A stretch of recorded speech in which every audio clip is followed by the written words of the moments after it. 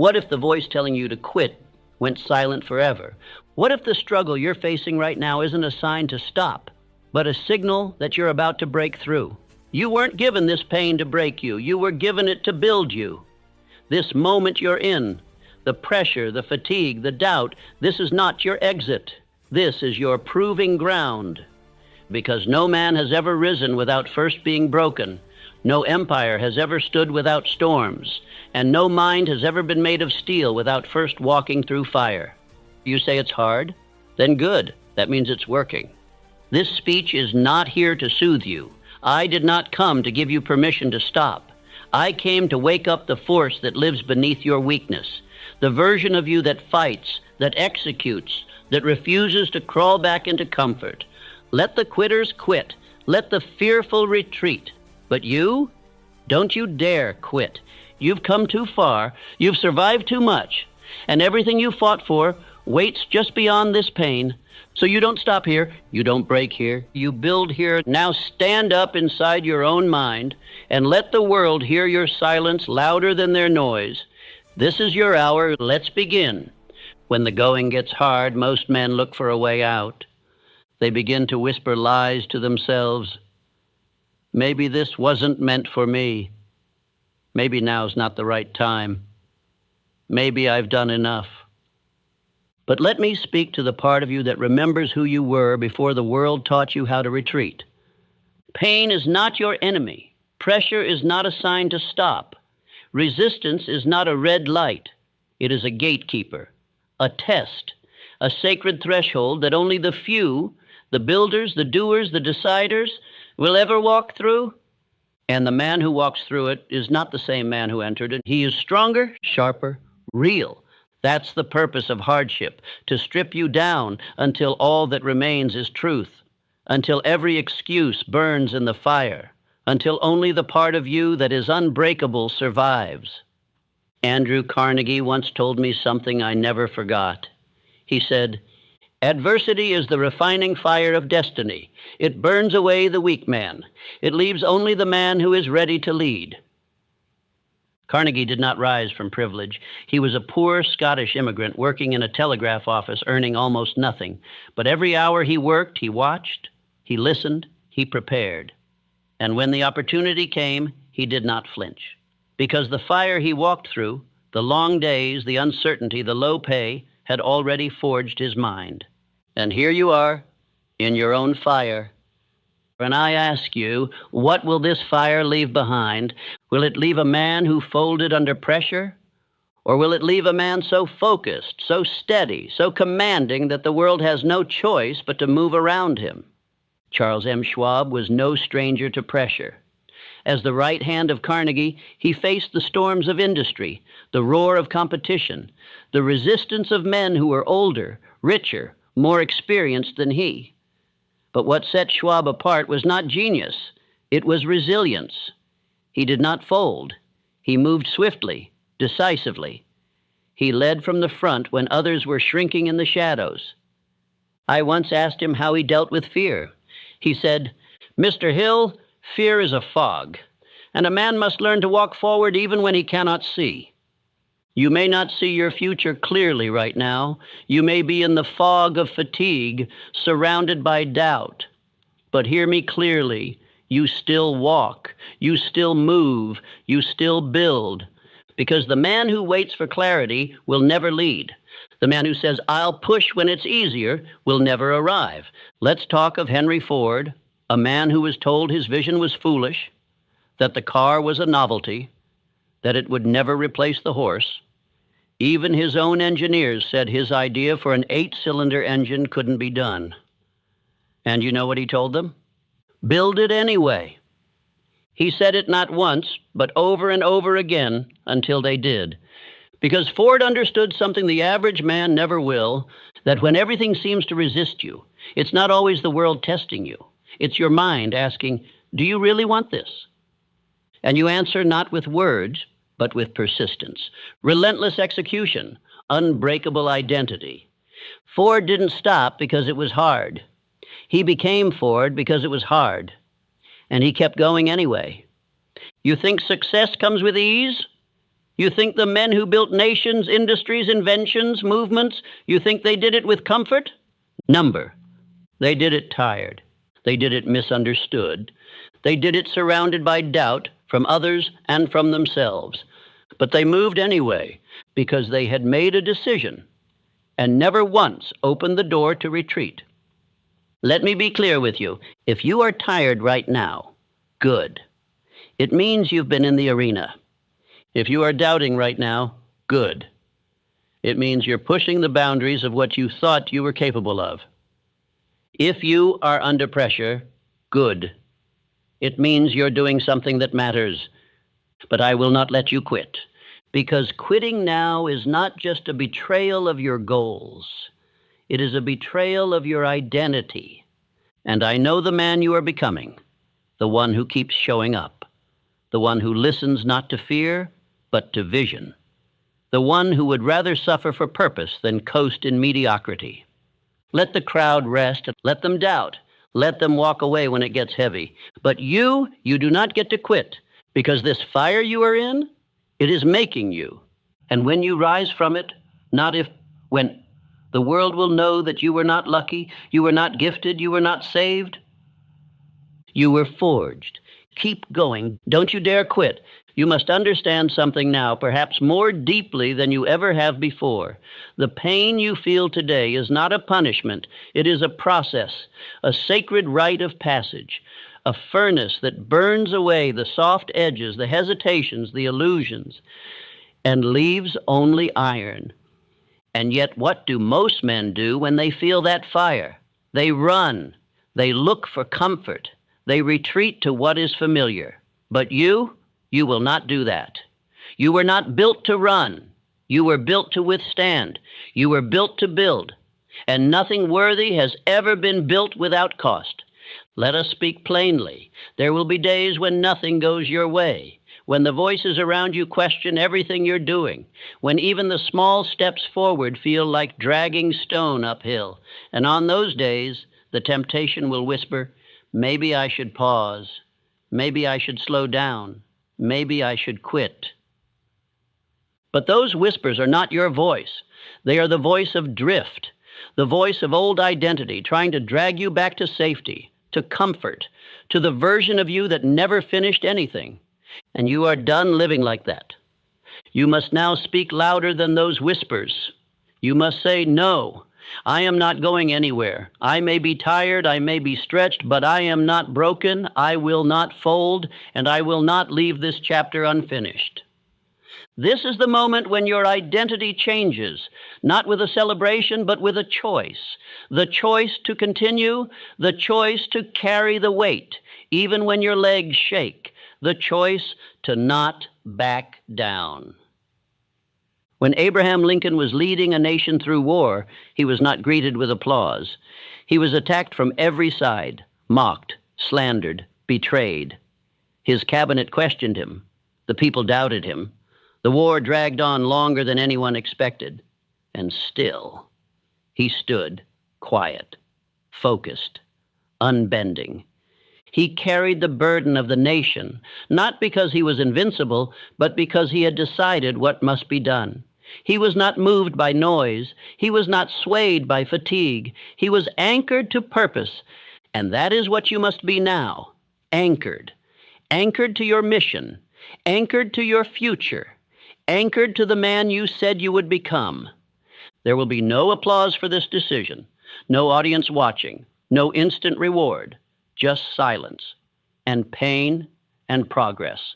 But make no mistake, every day you push through this storm, you are building a life that no storm can shake. This is where you earn the crown, not when it's easy, not when you feel good, but now, when it's hard, when it's heavy, when every part of you wants to stop and you don't. The man who continues when he could quit, he becomes undeniable. And here is what the world won't tell you. Most people give up just before the moment that would have changed everything. They were one conversation away, one client away, one new habit away, one more rep, one more call, one more sunrise of discipline, and they let it go. because the going got hard. Let this burn into your mind. You are not most people. You are not average. You do not operate on feelings. You do not follow ease. You follow purpose. You follow vision. You follow a code. And that code is carved into your spirit with words like relentless, resilient, ruthless. And that code does not include quitting. When Thomas Edison was working on the electric light, he failed thousands of times. He watched his materials explode. He watched people call him a fool. He watched his own team question the mission. But do you know what he never did? He never doubted the result. He had already decided what the end would be, and every failure was simply another confirmation of progress. That is how you must now view this moment in your life. It is not a defeat. It is not a wall. It is a passage. And you are walking through it, head up, eyes forward, heart full of decision. You do not stop when it's hard. You become harder. You do not retreat from resistance. You rise through it. You do not ask, will I make it? You say, watch me build this until there's no doubt left. And if no one claps, you keep going. If no one sees the work, you keep going. If no one believes in you, you believe. You execute. You finish. Because the fire you are in right now is temporary, but the strength it will leave in you, that will last forever. Keep going, and don't you dare quit. There will come a day when all this pressure, this pain, this fatigue, this loneliness will make sense. A day when the weight you carried becomes the strength you wear. When the silence you endured becomes the stillness in your soul. When the work you did in the dark becomes the light that others follow. But that day only comes to the man who refuses to lay down. It does not come to the clever. It does not come to the entitled. It comes to the one who kept going when there was no visible reward, who built when no one believed, who didn't ask how long will this take, but simply said, as long as it takes. Let us speak again of a man I studied more than any other, Andrew Carnegie. When he first arrived in America, he was a poor immigrant boy. He had nothing but hunger for knowledge, for opportunity, for greatness. He began as a messenger boy in a telegraph office. And do you think his path upward was paved with ease? He worked long hours. He sacrificed comfort. He was overlooked, underpaid, and doubted. But he continued. Each job he took, he gave more than was expected. Each obstacle he faced, he used as training. He endured the strain because he had a vision far greater than his conditions. And through relentless forward motion, through sacrifice without applause, he built an empire of steel and became the wealthiest man of his time. But more than his fortune, it was his example that matters. He showed us that greatness is not born, it is built. And it is built in silence, in sweat, in hard decisions, in perseverance when others would have crumbled. That same blood runs through you. That same fire exists in your mind. You are not just here to survive, you are here to build, to create, to lead. And the only way to fulfill that calling is to keep walking, especially when your legs shake, because this is where most men quit. They confuse pressure for punishment. They confuse discomfort with failure. They think hard means wrong. But nothing could be further from the truth. Hard means you're being forged. Hard means you've left the old self behind. Hard means you're in the middle of the mountain, and the peak is closer than you think.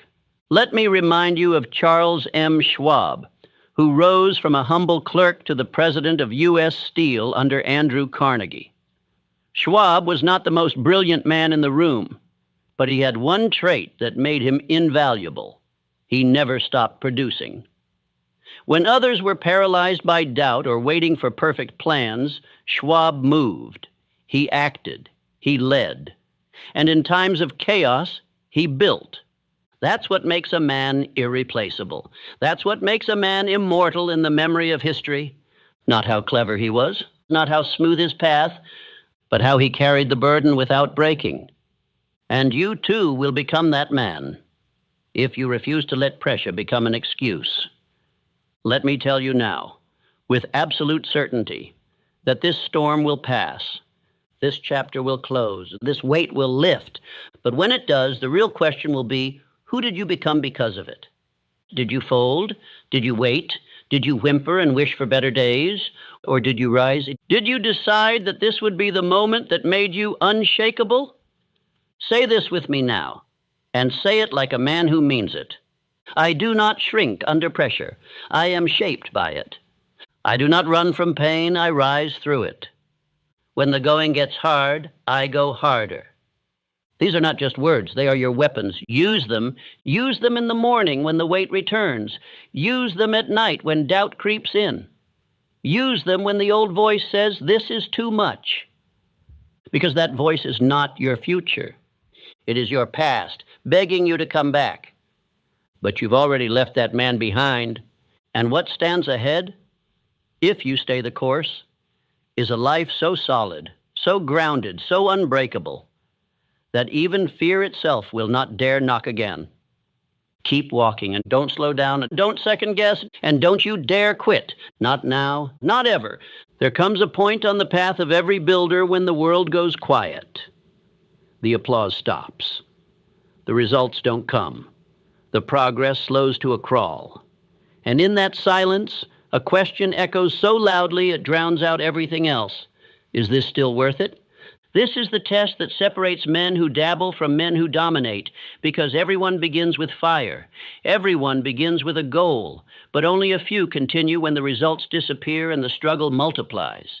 It is here in the dark middle, in the days when momentum vanishes, that you are either forged or forgotten. Let me tell you something few will say plainly. The pain you're feeling is not a sign to quit. It is the sign you are finally in the process of becoming, not the version of you that begins things, but the version that finishes them. Not the man who makes plans, but the man who executes through resistance. When Thomas Edison was deep into his work on the electric light, he had already faced over 5,000 failures. The money was running dry. The media mocked him. His own workers questioned whether the idea would ever work. But Edison, he refused to give up the idea because the results hadn't arrived yet. Instead, he made the results inevitable by refusing to stop. When asked by a young reporter if he ever considered giving up, he said, "Young man, I have not failed. I've just found 5,000 ways that won't work." Understand what that means. He had already decided the outcome. He didn't need to see it. He chose it. That is what men of destiny do. They commit so deeply that reality has no choice but to align. And I tell you now, you must do the same. Stop asking whether you're on the right path just because it hurts. The right path hurts the most at first. It cuts away your weakness. It reveals your doubt. It drags every excuse into the light and dares you to keep going anyway. Henry Ford was not celebrated when he decided to create a vehicle for the common man. He was laughed at, attacked. Even his most trusted engineers said the project was impossible. But Ford, he did not seek their approval. He already saw the assembly line in his mind. He already felt the product in the hands of the people. And so when they told him it couldn't be done, he told them simply, build it anyway. That is power, that is clarity, and that is the standard you must hold yourself to now. This moment you're in, this pressure, this doubt, is the gate to everything you said you wanted. But most men never pass through it. They turn back. They tell themselves they'll try again when it's easier. They lie to themselves with phrases like, it's just not the right time, or maybe this isn't meant for me. It is meant for you, but only if you finish what you started. Because dreams do not belong to the man who plans them. They belong to the man who suffers for them, who builds them when it's boring, who walks through the storm when the wind screams at him to turn back. Let me tell you what I learned from Charles M. Schwab, one of the greatest executives of the industrial age. He once told me, "Mr. Hill, the men who run when things get hard don't realize they were 10 feet from the gold." And it's true. I watched it happen again and again. Men who were one decision away, one day away, one act of discipline away from the breakthrough, quit. And it wasn't because they lacked ability. It was because they lacked endurance. So I say to you now, endure. Endure the silence, endure the pressure, endure the unseen hours, because those who continue when it's hard are the only ones who deserve the reward when it arrives. Repeat after me, and say it like you mean it.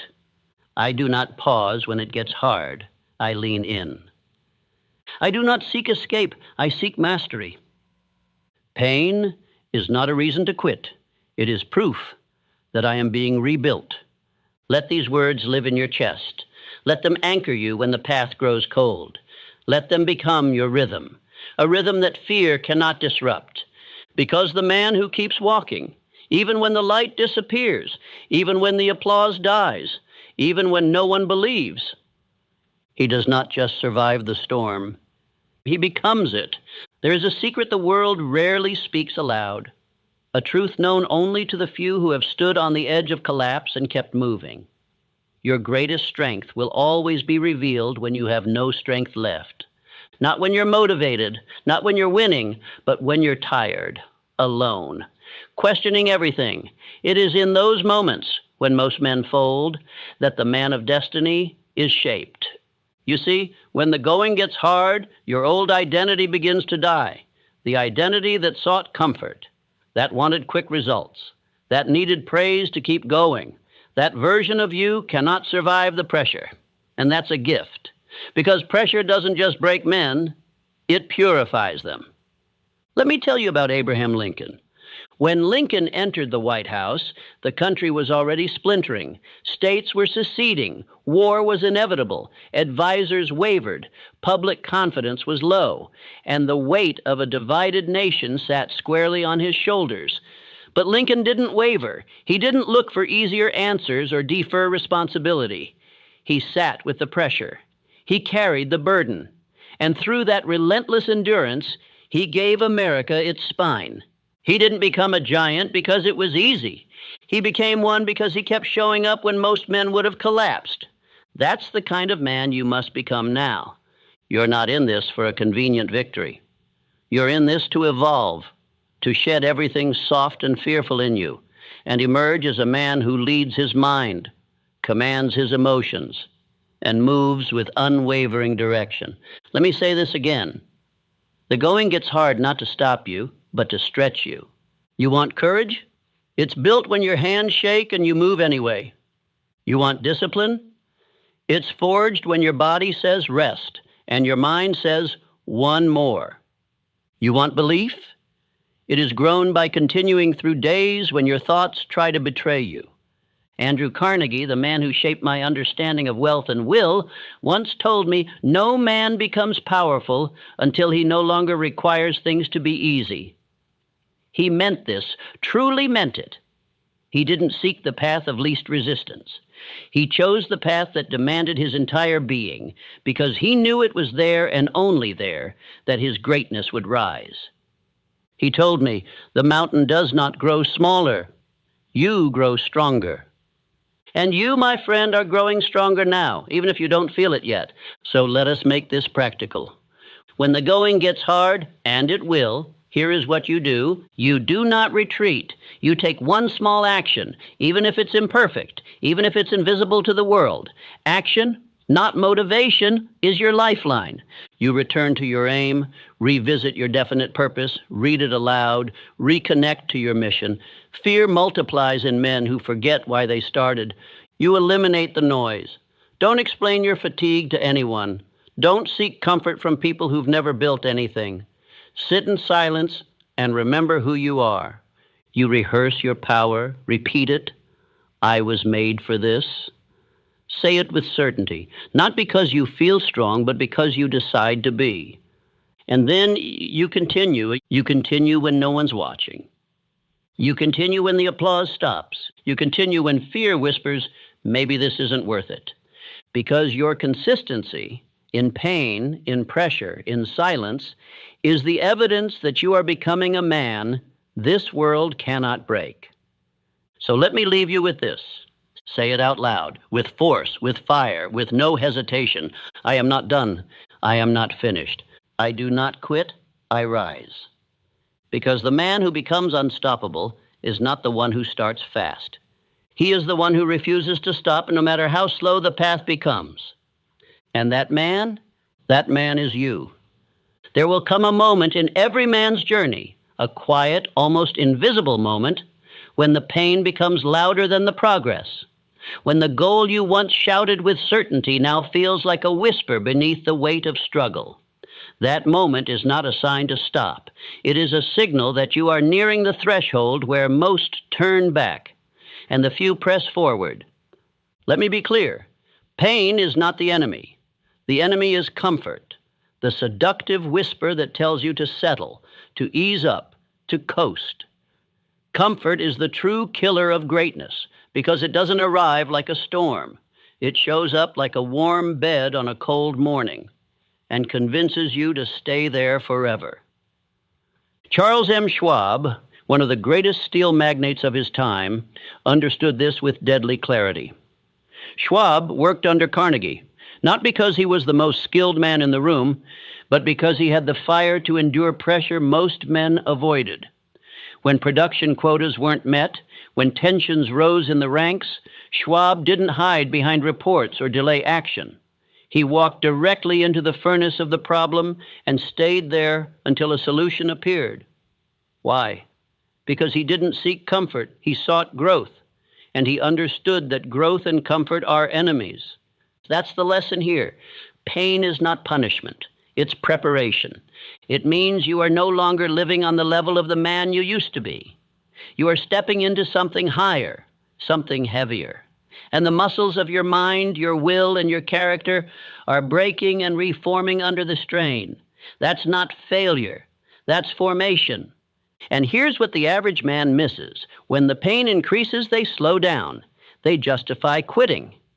They say things like, maybe this isn't meant to be. But the few, the very few who rise, they take pain as the confirmation that their growth has begun. Let me tell you about Thomas Edison. Edison was not born into brilliance. He was not the most naturally gifted thinker. But he had something rare, tolerance for discomfort. 10,000 times he failed to produce a working light bulb. 10,000 times. Not 10, not 100. 10,000. Now imagine that. Imagine the mental pressure, the financial stress, the public ridicule, the internal doubt, and still, he moved forward. When asked why he didn't give up, he said something the weak-minded couldn't understand. I haven't failed. I've just found 10,000 ways that won't work. Now pause. Reflect. That is not a man running from pain. That is a man who embraced it so fully, so relentlessly, that the pain became irrelevant, just part of the process. And if he could do that, with the world doubting him, with nothing but setbacks in his hands, what excuse have you? You are not too tired. You are too comfortable. You are not broken. You are being broken open. You are not stuck. You are being called to move with more force than ever before. So here is what I demand of you in these moments when the going gets hard. Do not soften. Do not retreat into logic. Do not disguise your fear as taking a break. Lean in. Lean in so far that fear loses its footing. Lean in so hard that comfort can no longer hold you, because the man who presses forward while in pain becomes the man who cannot be stopped when strength returns. Say this now with your chest. Pain does not weaken me. It sharpens me. Comfort is not my goal. Growth is. When it gets hard, I go harder. This is the turning point, not in your work, not in your environment, in your identity, because from this point forward, pain will no longer be your reason to stop. It will be your reason to rise. Shall we continue? If you were to look at the man you admire, the one whose resolve never shakes, whose decisions are final, whose movements feel inevitable, you might think he was born that way. But you would be wrong. He was not born unbreakable. He became unbreakable through one thing: repetition. Not talent, not luck, not even brilliance. Repetition. Let me tell you something most men will never grasp. Your identity, that voice in your head that tells you who you are, is not permanent. It is a pattern. And patterns can be rewritten, rebuilt, reinforced. If you do it long enough, if you speak it with enough emotion, if you act on it with enough consistency, the old self falls away and a new one is born. This is not inspiration, this is engineering. Let us return to Henry Ford, a man who had little formal education, few early advantages, and no immediate success.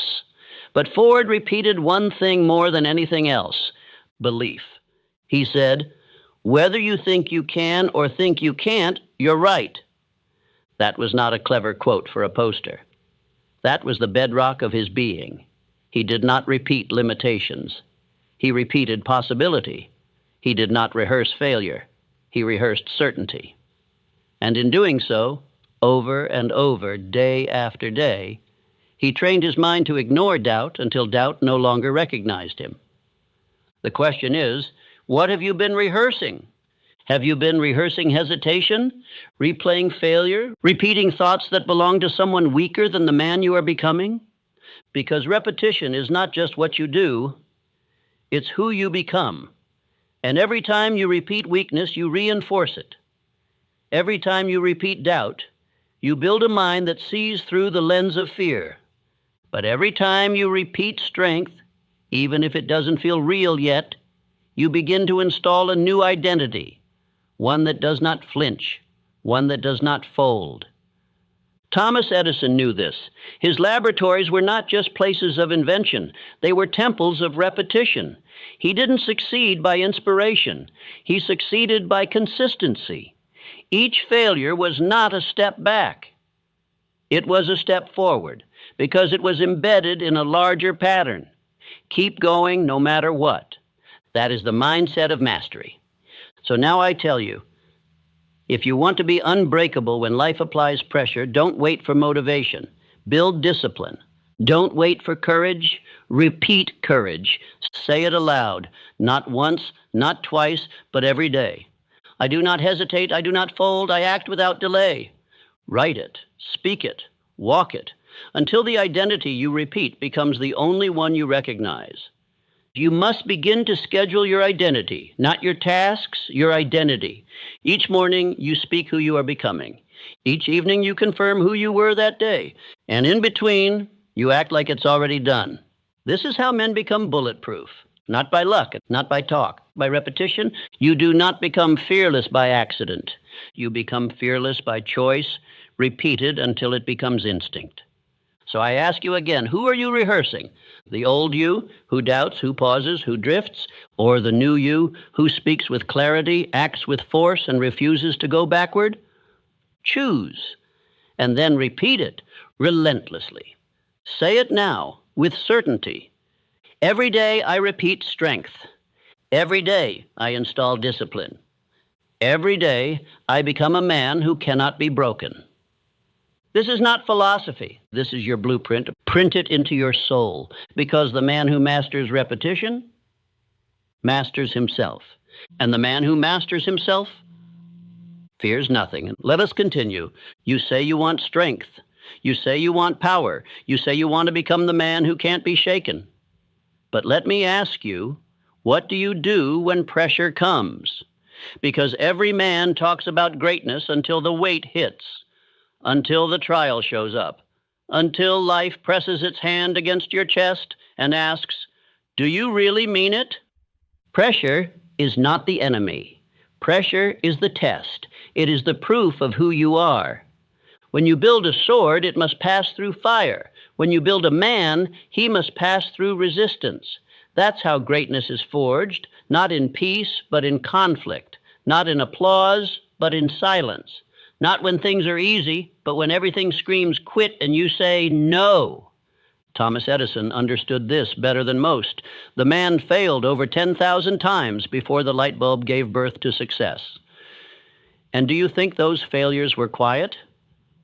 Do you think they didn't come with voices from the world, from his own mind, saying enough is enough? But Edison didn't flinch because he had already decided. The pressure didn't scare him. It clarified him. It revealed the steel in his spirit. And that's what pressure does. It reveals you. If you fold, it means you never truly built the foundation you claim to have. But if you rise, even if it hurts, even if you shake, even if your hands bleed, then the pressure becomes your birthplace, not your grave. Abraham Lincoln, in the darkest night of American history during the Civil War, was being torn from every side. Half the country hated him. His allies doubted him. The blood of brothers spilled on soil meant for union. And yet, Lincoln did not fold. He bore the pressure. He passed through it because he had a vision of unity, stronger than the pull of destruction. That vision made him unshakable. You too will face your war. It may not be on a battlefield. It may not be public, but it will come. The day when your strength is not theoretical, it must be proven. And that day will define you. Let me be very clear. If you run from pressure, you run from power. If you avoid stress, you avoid strength. If you seek only ease, you sentence yourself to weakness. But if you embrace the pressure, if you see it as the opportunity to become the man you claim to be, then every burden becomes a tool, every trial becomes a teacher, and every storm becomes a forge for the unbreakable spine you're building. Let me give you a principle that will serve you for the rest of your life. Pain is not punishment. It is permission to rise. The moment you feel resistance, that is the moment most men quit. But not you. Not anymore. Because now you know pressure isn't in your way. It's your path. And every second you endure it, you become harder to stop. Say this aloud. Pressure does not weaken me. It reveals my strength. Resistance is not the end. It is the beginning. Every time life tries to break me, I grow sharper. You do not become a diamond in silence. You become a diamond under the weight. And the only question is, will you endure long enough to emerge on the other side, like unshaken, unbroken, untouchable? Repeat this daily, and you will. Because the man who trains under pressure is the man who cannot be defeated. Let us move forward. There is a truth that every man must face sooner or later, and most wait too long to face it. You cannot reach the summit with one hand still holding the safety rope. You cannot conquer your calling while keeping a door open to retreat. If you want to win, you must remove the option to lose, not in the world, but in your own mind. Burn the bridge. The man who leaves an escape route never commits fully. His energy is divided. His mind is conflicted. And fear? Fear lives in the presence of options. Options to delay, options to retreat, options to play it safe. But the man who decides, really decides, leaves no room for backtracking. He burns the boat. He shatters the lifeline. He commits to the path, even if the road turns steep, dark, and painful. Because for him, the outcome is not a possibility, it is a demand.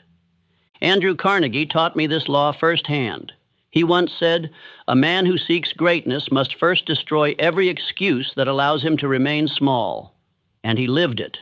When he decided to rise from poverty and become the world's industrial leader, he didn't leave a back door open to comfort or mediocrity. He worked like his life depended on it, because it did. Carnegie didn't chase wealth. He chased commitment, full, unflinching commitment to a singular aim, and that commitment made every obstacle temporary. Henry Ford did the same. When he faced financial collapse, public humiliation, and fierce competition, he didn't search for another industry to pivot into. He didn't entertain thoughts of failure.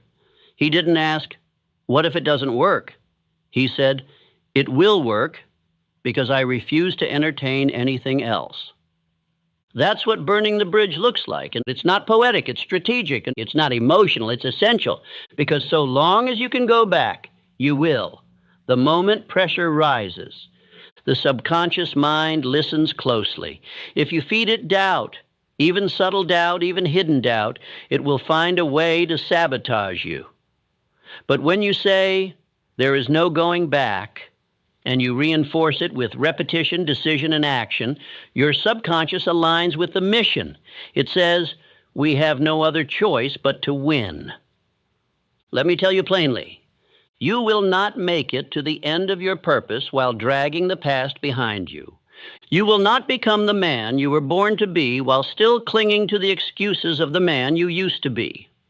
So ask yourself, what bridges must you burn? What exits must you close? What version of you must you bury so that a stronger one can rise? This is not about recklessness. It's about finality. It's about telling your own mind, we do not turn back. Say this now. I do not entertain escape. I do not flirt with failure. I move forward, and I do not look back. Let those words become the wall that keeps fear out. Let them become the foundation that your identity is built upon. You don't need more motivation. You need more finality. You need to burn the bridge that once kept fear alive and walk into your future with nothing but fire behind you, because the man who leaves no way back becomes the man who must find a way forward. And he always does. Let us press into the next part, where we will destroy the illusion of perfect timing and unlock the mindset of immediate execution. Shall we? There is a dangerous lie that has stopped more men than failure ever could. It is the myth of the right time, the belief that one day, when the stars align, when the pressure fades, when the finances are perfect, when the confidence arrives, then a man will act. But let me make it clear, there is no right time. There is only now and not now. That's it. Every other category is fiction. The man who waits for ideal conditions is the man who dies with his best work still trapped inside his mind. Thomas Edison didn't wait for permission. He didn't wait for the perfect team, the perfect lab, the perfect headline. He began, he acted, and he failed more times than most men ever attempt. But those failures were action failures, not hesitation failures. And that is why he succeeded. Understand this deeply. Motion attracts momentum, but hesitation attracts more hesitation. Every time you delay, your subconscious mind hears the delay and thinks, this is dangerous. We aren't ready. Let's not move. And so it wires you with fear. And soon the idea that once lit your soul now terrifies you. Not because it's impossible, but because you paused. Let me share something that Henry Ford understood better than any man in his generation. Speed matters. Not speed in results, speed in decision, speed in execution. Ford once said, you can't build a reputation on what you are going to do. Think about that. He didn't become one of the wealthiest men in the world by waiting for everyone to agree. He acted before they believed. He built before they clapped. He moved and forced the world to adjust. The most dangerous habit a man can form is hesitation, because it disguises itself as wisdom. It looks responsible. It feels intelligent. It sounds like just being cautious. But in truth, it's fear in a tuxedo. It's fear in disguise, and it robs men of their destiny by convincing them to wait. You must kill this belief now. The belief that tomorrow will be better. The belief that someday you'll be ready. Someday is the deathbed of dreams. No man becomes great by accident. No man looks back at a life of mastery and says, I waited until it felt perfect. He says, I moved when it was hard. I acted when I didn't feel ready. I trusted my decision more than my emotions. Abraham Lincoln did not wait for peace before taking action. He made war with injustice. He made bold declarations in times of division. He did not ask the nation to calm down first. He stepped into the storm because the mission mattered more than the moment. And that's what you must do. You must begin before you feel ready. You must move even when your hands tremble.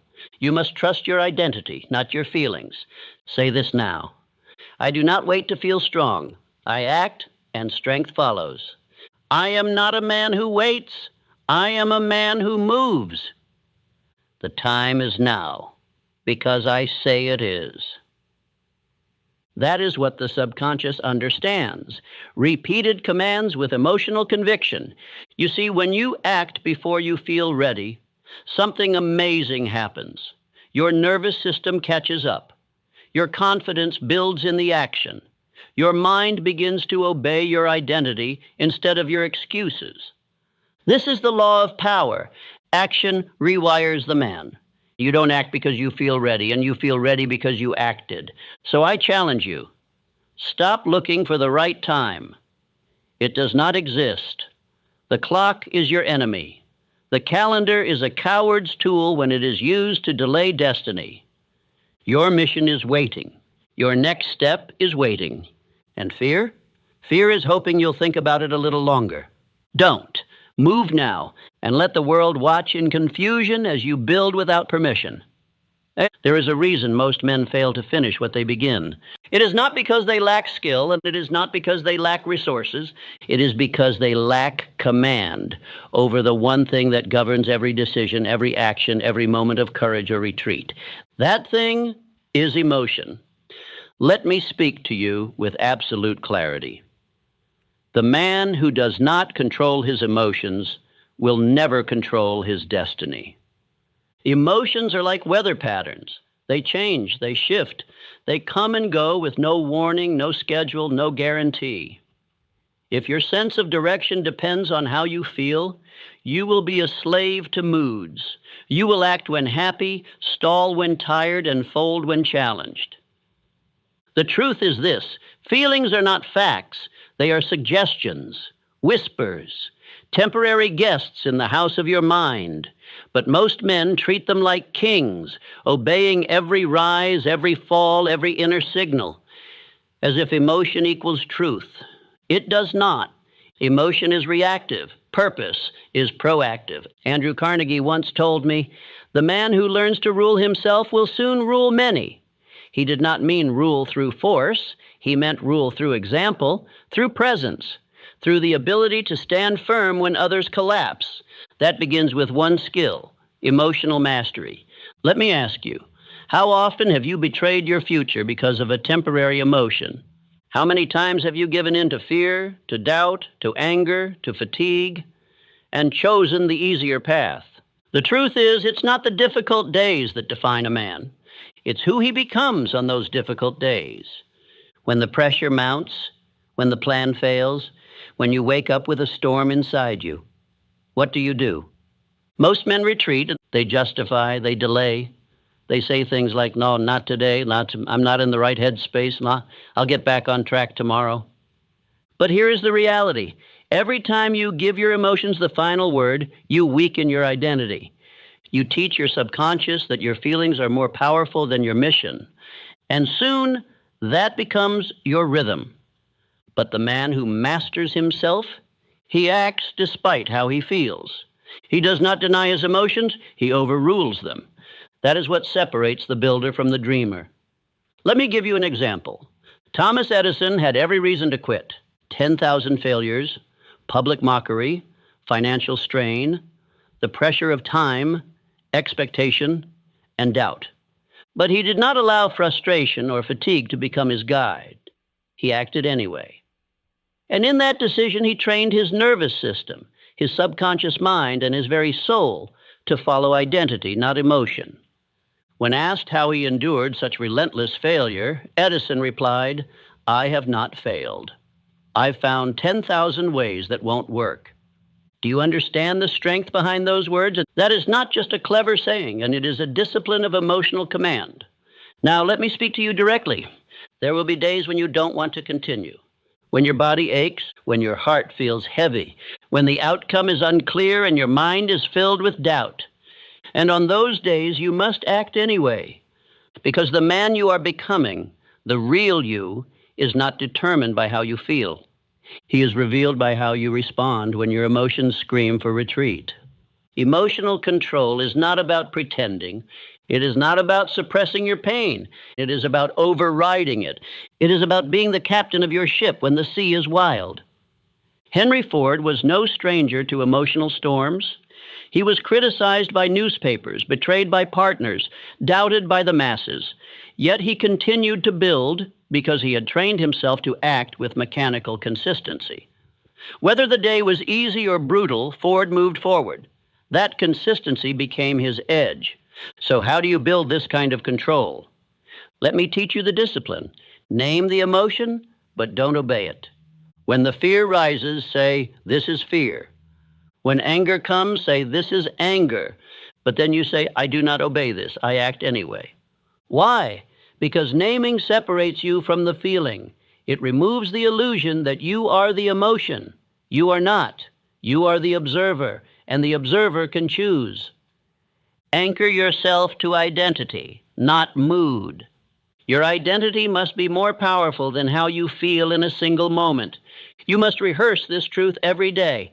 I am the man who moves no matter what. Say it aloud. Say it often.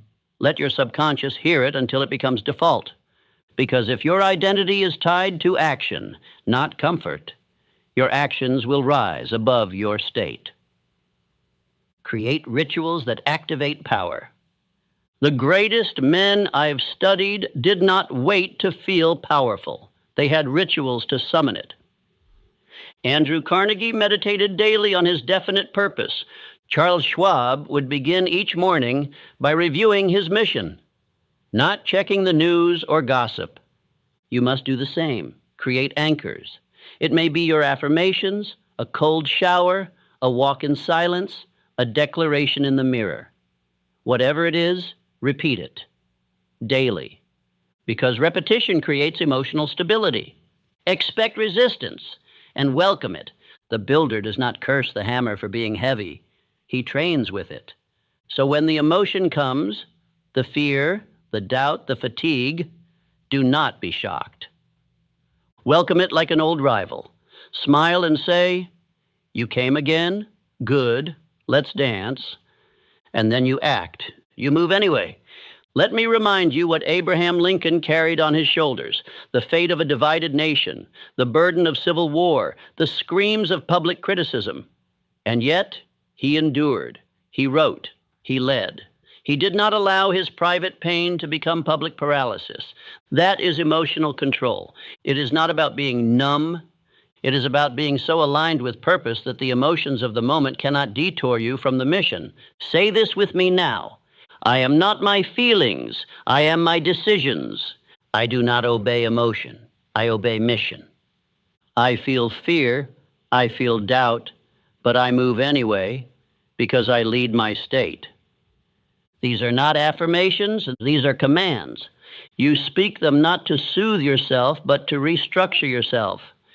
Because every time you act with power while feeling weak, you build a spine made of steel. And over time, the fear that once ruled you becomes a whisper. The doubt that once stalled you becomes irrelevant. The hesitation that once kept you in place becomes impossible to access, because your identity no longer allows it. This, my friend, is the fruit of emotional control. You do not wait for peace to move. You bring peace with your movement. You do not seek calm. You embody it. And when the going gets hard, when the weight is heavy, you do not collapse. You rise, you act, and the world adjusts. Let us now move forward into the next and final part of this speech, where we plant the flag of finality and declare war on retreat itself. We will bring together everything we have learned and finish what we started. Are you ready? Let us now speak the final word, not to conclude, but to begin again with more certainty, more power, more fire than you have ever known. Because this is not the end of a speech. This is the birth of a new man. And that birth does not happen with a single decision. It happens with repetition. You must hear these words again. You must speak these truths again. You must return to this message, not once, not twice, but daily, until the version of you who used to hesitate, who used to fold, who used to shrink, is no longer alive. Because the transformation you desire is not a spark. It is a rhythm. It is the daily, deliberate, unrelenting reinforcement of identity until it becomes unquestionable. You do not listen to this once and change. You install it. You do not treat this as inspiration. You treat it as instruction. You do not wait for the message to return to you. You return to it. That is what the greatest men I ever studied understood. Andrew Carnegie did not become powerful through a single conversation or flash of insight. He returned to his beliefs every day. He repeated his purpose. He fed his mind with the same truths again and again, until there was no more room left for contradiction. He did not meditate once. He meditated forever. Henry Ford, too, knew the law. When he said, whether you think you can or you think you can't, you're right, he wasn't being poetic. He was being precise. He was describing the science of belief by repetition. He installed the thought of success so deeply that the thoughts of doubt had no oxygen to live. You must do the same. This speech is not a message. It is a mirror. One you must return to until the reflection becomes who you are. You must rise every morning and hear it again. You must walk with it in your ears when the day feels heavy. You must close your eyes at night and rehearse the lines that call you to rise above the fear, the fatigue, the fleeting moods. Because every time you repeat this speech, you drive it deeper. You dig a new trench in the landscape of your subconscious. And that trench becomes the path your thoughts begin to walk, automatically. Let me be clear. The man who listens once is entertained. The man who listens 10 times is inspired. But the man who listens daily and speaks the words with power, he becomes transformed. This is the law of autosuggestion. This is the science of identity. You must burn these truths into your soul. Say this with me now. I will not forget who I am becoming. I do not let fear rewrite my programming. I repeat power until power becomes natural. Because the truth is simple, my friend. You are not weak. You are not broken. You are simply untrained.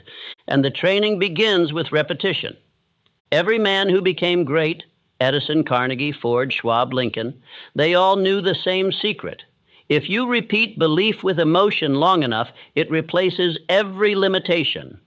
So I say this now with force and finality. Do not leave this message behind. Do not move on to the next thing. Do not treat this speech as another dose of motivation. This is your discipline now. You wake up, you play this speech. You walk alone. You repeat its words. You feel doubt creeping in. You override it with these lines. Because repetition is not boring. It is the chisel that shapes the stone. And if you want to be forged, and if you want to be unshakable, immovable, undeniable, then you must hammer these truths into your spirit daily. You will forget. You will drift. That is human. But if you repeat, if you return, if you recommit to these truths again and again, eventually you will wake up one morning, and the man who feared the world, he will be gone. And in his place, a man who moves with silence, a man who walks through resistance like wind, a man who no longer hopes for strength because strength has become his default. Repeat. That is the instruction. Not tomorrow and now. Repeat until doubt cannot find your name. Repeat until hesitation cannot enter your posture. Repeat until your voice carries the weight of identity, not effort. Repeat until your actions no longer require motivation. Repeat until discipline becomes nature. And when the going gets hard, as it will, you will not collapse. You will not cry out for help. You will not retreat into the past. You will stand not because you feel like it, but because you have trained for it. And when that moment comes, when you face the trial, you will not say, I don't know what to do. You will hear these words echo in your soul. You will hear this rhythm, this fire, this standard, and you will move because repetition built you for this. So say it one last time with the full power of your voice. I do not need to feel ready. I repeat readiness. I do not search for strength. I speak it. I do not listen once. I live this daily. This is your final word, your beginning, your new rhythm, your rebirth. And then now, return to the start and begin again. Let it repeat.